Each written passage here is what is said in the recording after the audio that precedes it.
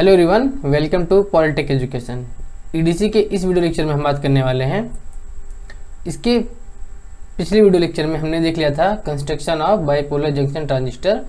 उसके बाद types of bipolar junction transistor हम लोगों ने देखा था। उसके बाद हम लोगों ने देखा था सिंबॉलिक रिप्रेजेंटेशन ऑफ ट्रांजिस्टर।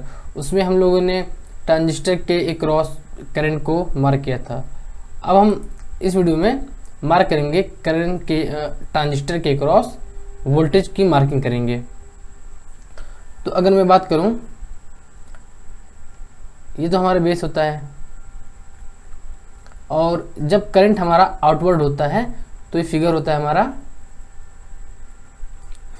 हमारा एनपीएन ट्रांजिस्टर का, एनपीएन ट्रांजिस्टर का। और एरो एमिटर टर्मिनल को रिप्रेजेंट करता है। और जो हमारा थर्ड टर्मिनल हो गया वो हो गया हमारा कलेक्टर। तो अगर मैं बेस और एमिटर के बीच के वोल्टेज को मार्क करूं तो ये हो जाएगा VBE, potential difference of base and emitter. उसी तरह अगर मैं बेस और कलेक्टर के बीच की बात करूं तो VCB, potential difference of two terminal collector and base.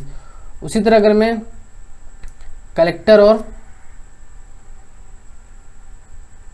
Emitter की बात करूं तो ये हो जाएगा VCE, potential difference of collector and emitter. अगर मैं इसे पॉजिटिव लेता हूं और इसे नेगेटिव तो ये हमारा फॉरवर्ड बायस हो जाता है। जो हमारा जे जंक्शन होता है वो हमारा फॉरवर्ड बायस हो जाता है। अगर मैं इसको पॉजिटिव और इसको नेगेटिव लूँ और इसी तरह मैं इसको पॉजिटिव और इसको नेगेटिव मार्क कर देता हूँ तो दो टर्मिनल के बीच के पोटेंशियल डिफरेंस को हम कैसे लिखते हैं? तो पोटेंशियल डिफरेंस ऑफ CB मतलब पोटेंशियल डिफरेंस ऑफ कलेक्टर और बेस, इसको हम लिखते हैं VC minus VB, equation number first. उसी तरह अगर मैं बात करूं potential difference of base and emitter, इसको लिखते हैं VB minus VE, equation number second. इसी तरह अगर मैं VCE, potential difference of two terminal collector and emitter, तो इसको लिखते हैं VC माइनस VE, ये हो गया इक्वेशन थर्ड। अगर मैं इस पे KVL अप्लाई करूं तो जहां से हम स्टार्टिंग करते हैं उसको हम माइनस लेते हैं, माइनस ये हो जाएगा माइनस VBE, फिर ये माइनस VCB, फिर plus two minus VCE plus VCE equal to 0। ये हो जाएगा VCE equal to VBE plus VCB। VB कितना है? VBE इसका टू होता है VB माइनस VC, ये हो जाएगा VB minus VE plus VCB कितना है? VC माइनस VB, ये कैंसिल हो जाएगा, ये हो जाएगा VC माइनस VE। ये कलेक्टर और एमिटर के बीच का पोटेंशियल डिफरेंस। इसी तरह आप कलेक्टर और बेस के बीच का पोटेंशियल डिफरेंस ड्राइव कर सकते हैं इस तरह से। उसी तरह आप बेस और एमिटर के बीच के पोटेंशियल डिफरेंस को डिराइव कर सकते हैं। चलते हैं नेक्स्ट टॉपिक है आपका रीजन ऑफ ट्रांजिस्टर, कि ट्रांजिस्टर के कौन कौन से रीजन होते हैं। अगर मैं बात करूं किसी ट्रांजिस्टर की, तो ट्रांजिस्टर की बायसिंग करने के लिए एक DC सप्लाई को हम टर्मिनल के अक्रॉस अप्लाई करते हैं। बायसिंग जो होती है ट्रांजिस्टर के एमिटर जंक्शन और कलेक्टर जंक्शन का या तो फॉरवर्ड बायसिंग होता है या तो रिवर्स बायसिंग किया जाता है। इसी बायसिंग के अकॉर्डिंग ट्रांजिस्टर के 4 डिफरेंट रीजन होते हैं और डिफरेंट रीजन में ट्रांजिस्टर का जो बिहेवियर होता है वो डिफरेंट होता है। तो ट्रांजिस्टर के कौन कौन से रीजन होते हैं उसको हम देखते हैं। तो सबसे पहले मैं बात करता हूँ जेई। ये होता है हमारा इनपुट जंक्शन। ये होता है हमारा इनपुट जंक्शन। उसके बाद होता है जेसी। ये होता है हमारा आउटपुट जंक्शन।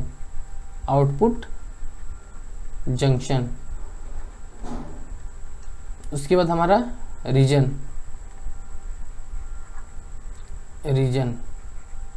उसके बाद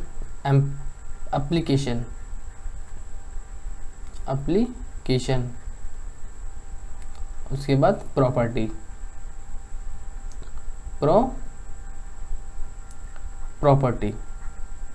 अगर ट्रांजिस्टर का इनपुट जंक्शन फॉरवर्ड बायस है, फॉरवर्ड बायस का मतलब होता है ऑन, और कलेक्टर जंक्शन या आउटपुट जंक्शन क्या है, रिवर्स बायस है।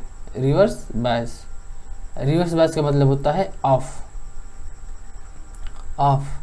तो जो ट्रांजिस्टर होगा वो एक्टिव रीजन में होगा।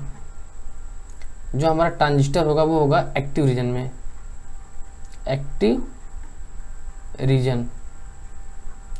और एक्टिव रीजन में ट्रांजिस्टर का जो एप्लीकेशन होता है वो होता है एम्प्लीफिकेशन।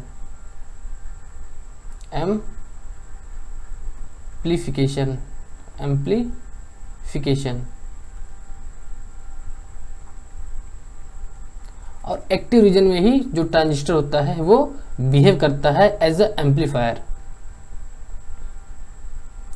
एक्टिव रीजन में हमारा जो ट्रांजिस्टर होता है वो एम्पलीफायर की तरह बिहेव करता है। उसके बाद बात करते हैं जब हमारा एमिटर जंक्शन या इनपुट जंक्शन फॉरवर्ड बायस हो। फॉरवर्ड बायस का मतलब होता है ऑन, और जो कलेक्टर जंक्शन या आउटपुट जंक्शन ये भी हमारा फॉरवर्ड बायस हो। इसे हम बोलते हैं saturation region. Saturation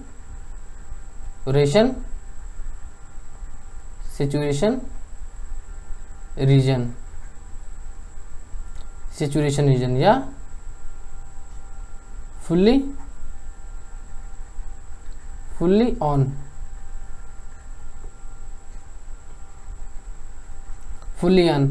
saturation region में बीजेटी का एप्लीकेशन होगा स्विच।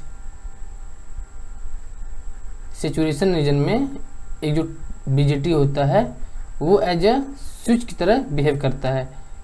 और कौन सा switch? On switch. Saturation region में एक ट्रांजिस्टर का जो बिहेवियर होता है वो होता है ऑन स्विच की तरह। अगर मैं फिर जेई जंक्शन की बात करूं, अगर जेई जंक्शन हमारा रिवर्स बायस हो, रिवर्स बायस का मतलब होता है ऑफ। और कलेक्टर जंक्शन ये भी रिवर्स बायस हो, रिवर्स बायस का मतलब ऑफ। तो जो हमारा ट्रांजिस्टर का रीजन होगा वो होगा cut off region. Cut of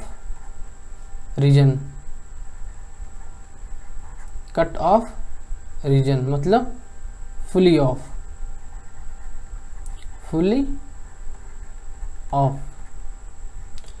cut off region में ट्रांजिस्टर का एप्लीकेशन होगा स्विच।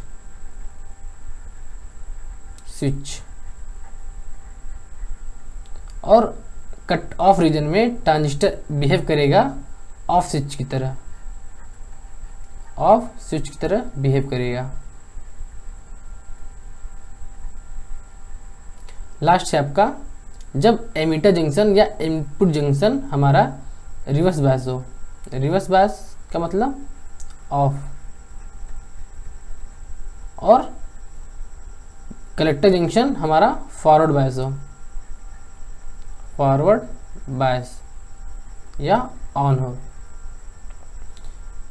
एक्टिव रीजन का ये रिवर्स है। एक्टिव रीजन में जो हमारा एमिटर जंक्शन था वो फॉरवर्ड बायस था और कलेक्टर जंक्शन क्या होता, रिवर्स बायस था। और ये इसमें ये रिवर्स बायस है और फॉरवर्ड बायस है, तो इस ये होगा हमारा inverse active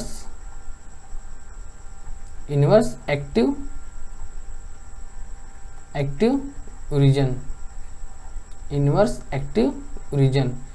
inverse active region में ट्रांजिस्टर का जो एप्लीकेशन होगा वो होगा एटेन्यूएटर।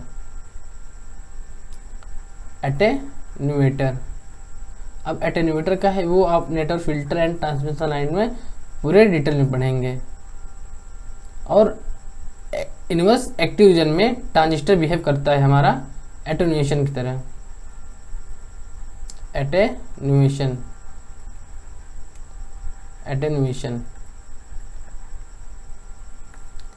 ये तो हमारा हो गया ट्रांजिस्टर के डिफरेंट रीजन और डिफरेंट रीजन में ट्रांजिस्टर कैसे बिहेव करता है। अब नेक्स्ट चलते हैं हम हमारा बीजेटी कॉन्फ़िगरेशन।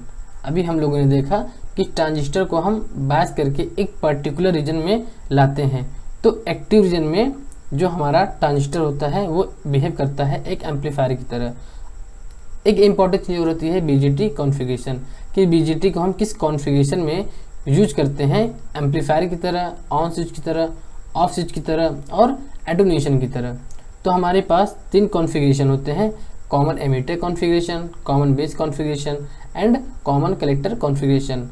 इन तीनों कॉन्फ़िगरेशन में किसी कॉन्फ़िगरेशन में हमके आउटपुट पर वोल्टेज गेन हाई मिलता है, किसी कॉन्फ़िगरेशन में हमें आउटपुट पे करंट गेन हाई मिलता है और किसी कॉन्फ़िगरेशन में वोल्टेज गेन और करंट गेन दोनों हाई मिलता है। तो मोस्ट इम्पॉर्टेंट पॉइंट ये है कि हम बीजेटी को किस कॉन्फ़िगरेशन में यूज करते हैं एज ए एम्पलीफायर।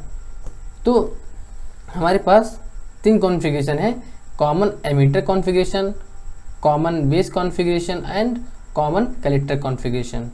तो बात करते हैं सबसे पहले कॉमन एमिटर कॉन्फ़िगरेशन की। तो ये मैंने एक बाइपोलर जंक्शन ट्रांजिस्टर का एक ब्लॉक बना रखा है। सिंपली मैंने ट्रांजिस्टर को एक ब्लॉक से यहाँ पे रिप्रेजेंट कर दिया है। तो बात करते हैं कॉमन एमिटर कॉन्फ़िगरेशन। तो कॉमन एमिटर कॉन्फ़िगरेशन में क्या होता है कि जो एमिटर टर्मिनल होता है वो कॉमन होता है, इनपुट एंड आउटपुट दोनों में कॉमन होता है। तो ये जो टर्मिनल है ये इनपुट में और आउटपुट में दोनों में कॉमन होता है। तो ये हो गया हमारा प्लस, ये माइनस।